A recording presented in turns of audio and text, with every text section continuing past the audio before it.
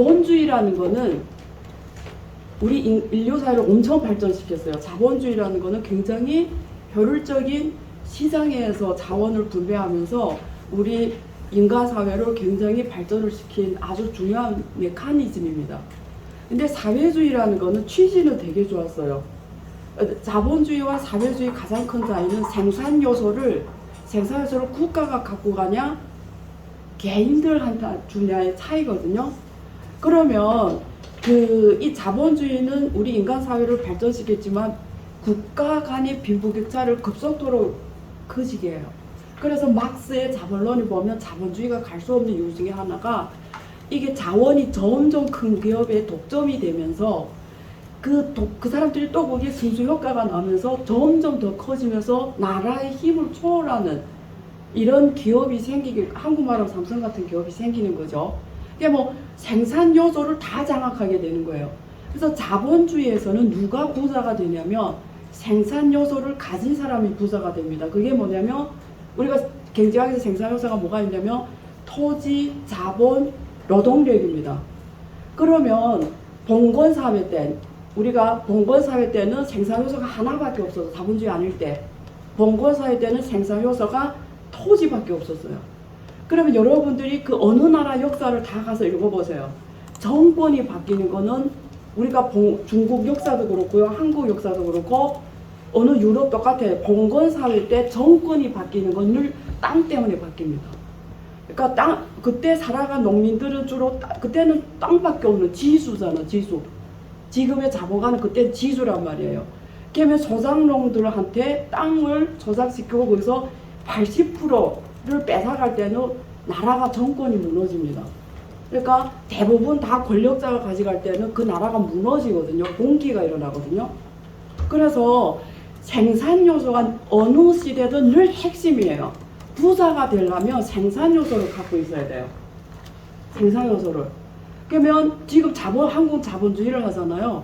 그러면 자본을 갖고 있든지 토지를 그게 뭐죠? 부동산입니다. 토지를 갖고 있든지 아니면 내 노동력만 쓰면은 내가 뭐죠? 부자가 못 되죠. 그래서 기업을 만들어서 노동력을 고용하는 거잖아요. 그럼 노동력을 갖는 거잖아요. 그러니까 항상 부자는 기업가고 자본이 있는 자본가고 월가 같은, 그리고 우리죠 땅을 가진 사람들, 부동산 가진 사람들이 어느 나라나 자본주의 시대에 다 부자인 거죠. 그래서 이게 부자들이 계속 그 생산 요소를 활용해서 더 큰 부자가 되면서 점점 빈부격차가 커지면 이제는 한 99%가 생산 요소를 잃게 되는 거예요. 그냥 소비가 일어나지 않아요. 그죠? 그 1%는 예를 들면 이건희 같은 이제 돌아가서 그런 분들이 뭐 소비를 뭐 하겠어요? 소비 안 하죠. 그러니까 1%가 자산이 다 그쪽에 귀결이 되면 나라는 갈 수가 없는 거예요. 그래서 계속 위기가 한 번씩 터지면서 시장에서 다시 클리어하고 다시 자본 분배하면서 자본주의가 왔죠. 그래서 자본주의는 위기를 항상 낳게 되어 있습니다. 근데 이게 국가 간에도 똑같게 생산 요소에서 국가 간의 빈부격차가 커져요.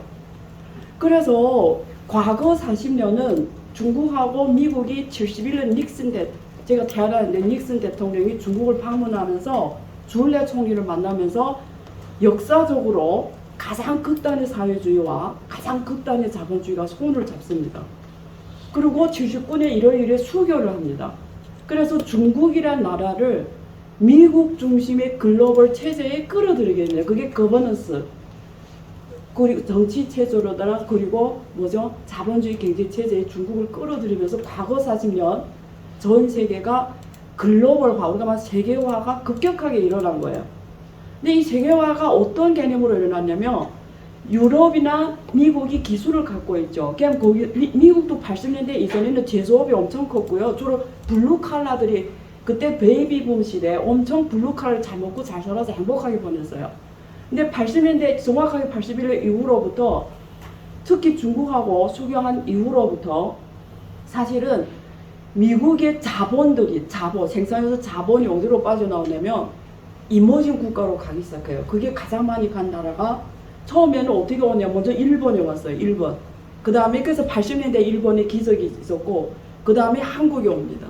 그래서 한강 기적이 90년대에 있었고 다시 중국에 갔어요. 중국에 2001년에 WTO에 가입하거든요. 그래서 국제 무대에서 싼 노동력을 앞세워서 국제 무대에 글로벌 공급망이 확실하게 들어가 자리 잡은 거죠. 그래서 전 세계 공장이 된 겁니다. 거기까지 지금 왔어요, 세계화가. 그런데 일본, 한국은 그래봤자 인구가 1억, 그래봤자 인구가 5천만 되는 나라밖에 안 되는 거예요. 아무리 잘 살아봤자 미국을 상대로 할 수 있는 나라들이 아니에요. 그래서 오늘과 같은 미국하고 중국 이런 우리가 말하는 패권 싸움이 있을 수가 없었던 거예요. 그래서 일본 기적, 한강 기적, 차이나 기적까지 있는데 앞으로는 베트남 기적, 동남아 기적이 있을까? 저는 없다고 봐요. 이제 끝났다고 봐요. 근데 이유가 뭐냐면 자, 일단은 한강 기적이 일본 기적, 한강 기적, 중국, 차이나 기적이 있었던 건 그 나라 민족들이 부지런한 곳이 있어요. 교육수준이 높은 곳이 있어요. 그런데 그보다 더 큰 거 제가 늘 말하는 건 시대적 운명이었다라는 거죠. 무슨 말이냐면 그때는 이 세계화 속에서 자원을 가진 자는 잘 살게 돼 있었던 거예요. 그럼 한국도 그렇고 일본도 그 중국이 다 처음엔 노동력으로 돈을 벌어. 노동력으로 풍부한 노동력, 싼 노동력. 그러니까 세계 글로벌 시장에서 노동력을 앞세워서 부를 축적할 수가 있었고 한국하고 일본은 또 성공적으로 그 부로 자본화를 시켜서 자본을 확보할 수 있었죠. 그래서 OECD 국가가 됐고 이제는 고부가가치 산업이 한국을 먹여 살리게 된 거죠. 근데 중국에 딱 갔는데 중국도 당연히 처음에 풍부한 노동력으로 잘 살았어요. 그래서 2007년, 2008년, 2011년에는 일본을 초월해서 G2가 됩니다. 그런데 한국처럼 이제는 기술 밀집형 산업이 주도 산업이 돼야 되는 걸 중국이 2010년부터 느껴요. 그래서 중국 제조 2025라고 이제는 고부가가치 기술로 가겠다고 전략을 바꾸기 시작하는 거죠. 근데 중국 사람이 전 세계에서 가장 비즈니스를 잘하고 가장 부지런하고 가장 교육에 열정 있는 민족인데다가 20시간 1시간도 일하는 데다가 교육 수준이 높죠. 단일 민족이잖아요. 똑같은 언어를 쓰고 단일 시장이잖아요. 14억 시장이잖아요. 그러니까 짧은 기간에 세계 1위 무역대국이 됐고 1위 무역됐고 세계 1위 제조 공장이 됐고 그리고 이제는 기술이 미국을 초월할 정도로 고속으로 성장하게 된 거죠. 그러니까 제가 세계화 1.0이라는데 이게 가장 큰 혜택을 본 게 일본, 한국, 중국인데 특히 중국은 방대한 국내 시장에 입각을 해서 방대한 노동력을 앞세워서 세계 1위 국가 곧 되는 거죠. 근데 기술까지 이제 AI라든가 이런 데서는 미국이 따라오실 정도로 지금 제가 다음 달에 할 건데 선두로 채가니까 미국이 이러다가는 위안화 국제화를 또 한다? 1대1로를 한다? 투자통화, 위안화를 무역통화, 무역결제, 그리고 투자통화, 그리고 IMF의 SDR 통화로 들어가면서 이제는 보유통화라고 되니까 달러에 도전하는 통화가 돼버린 거죠. 그러면 지금 보세요. 무역대국, 한 나라 강국이 되는 게 무역대국, 그 다음에 제조 강국, 금융 강국인데 중국이 시장이 크다 보니까 다른 나라들이 기술 갖고 중국 시장을 바꾸는 거예요. 그게 유럽, 독일, 이탈리아, 프랑스였죠. 그래서 미국이 딱 보니까 이대로 가다가는 중국을 이제는 못 이기겠다는 걸 느낀 거죠. 그래서 이 게임이 다르다라고 생각한 거죠. 그래서 글로벌화, 세계화는 생산 자원 요소가 있는 국가를 부자로 만들었지만 똑같이 빈부격차를 더 확산시킨 거죠. 그래서 세계화 일정 속에서 못 사는 나라는 더 못 살게 되고 잘 사는 나라는 점점 잘 살게 된 거죠. 그래서 과거 G7 국가들 그리고 지금 아시아의 이 이머징 국가들이 특히 동북아 이 3개국이 해서 이제는 점점 더 실력이 올라가고 잘 살게 되고 하니까 미국이라는 나라가 판단한 게 세계화는 이제는 불리하구나, 자국 발전에. 그래서 세계화에다 태클을 거는 거죠.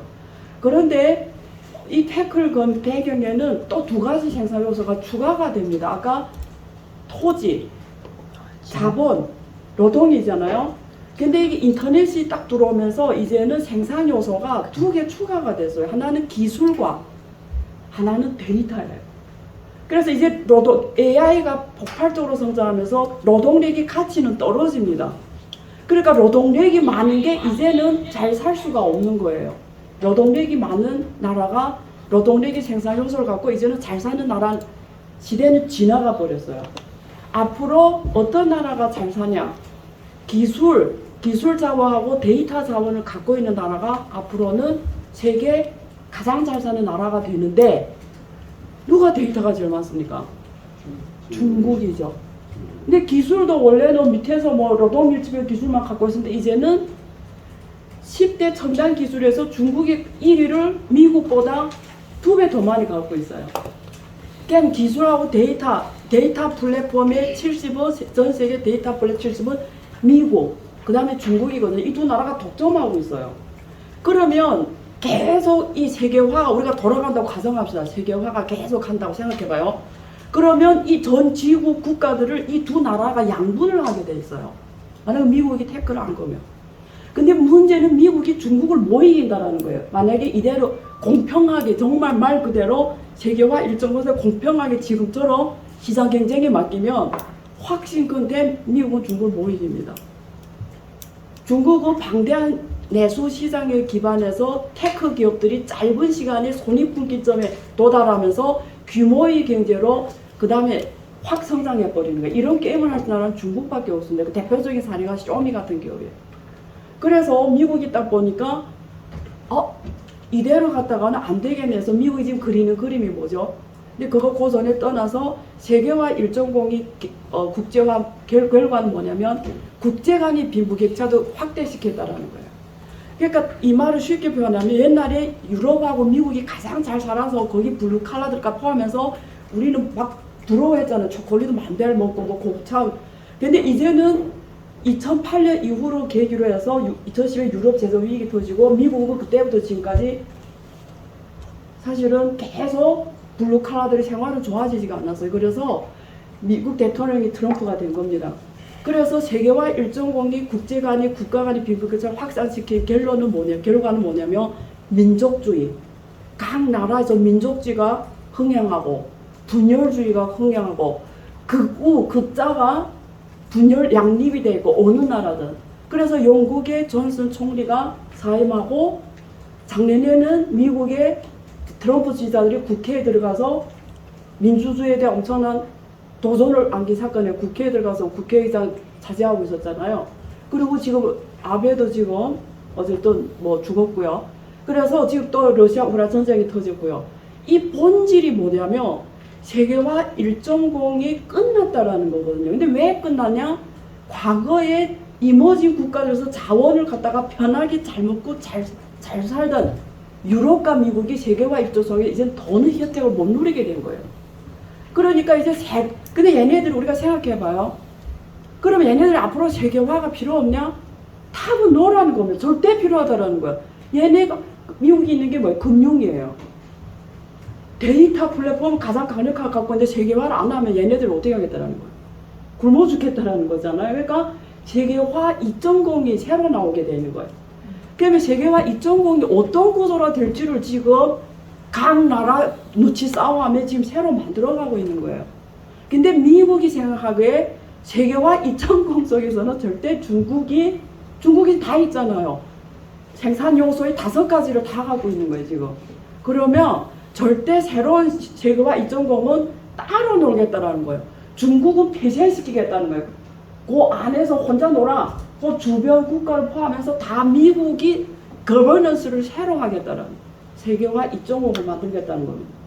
그래서 우리가 생각하면 자본주의가 우리가 세계화 속에서 자원이 분배가 한 국가 내에서 이루어진 게 아니고 전 세계로 자원이 분배가 이루어지면서 글로벌 공급망 체인이 만들어졌고요. 중국은 생산공장 역할을 했고 미국은 맨 위에 금융 역할을 했고 서유럽은 시장 역할을 했고 한국, 독일 이런 나라들은 제조 공장, 제조 고부가치 제조 부품에서 파는 역할을 했고 저기 그 호주나 브라질 원자재를 팔았고 오펙이나 러시아는 기름을 팔았는데 세계화가 무너지니까 이게 다 끊어나는 겁니다. 그러니까 먹고 살기 힘드니까 전쟁이 나는 거예요. 민족주의가 성장하는 거예요. 한국도 지금 극우가 지금 정권을 잡은 거잖아요. 그래서 하는 얘기가 뭡니까? 중국하고 중국이 인내에 대해서 엄청난 비하 발언을 하죠. 그리고 엄청난 이 폐쇄 정책을 취하겠다라는 거. 그러니까 이게 다 먹고 살기 힘들 때 싸우는 거예요. 우리 거 안 주겠다라는 거죠. 그래서 지금 세계화 입장 공시대에서는 중국을 뺀 글로벌 공급망 만들겠다는 IPEF인데 저는 어쨌든 간에 결론이 뭐냐면 앞으로 각 나라의 부를 결정하는 것은 기술과 데이터입니다.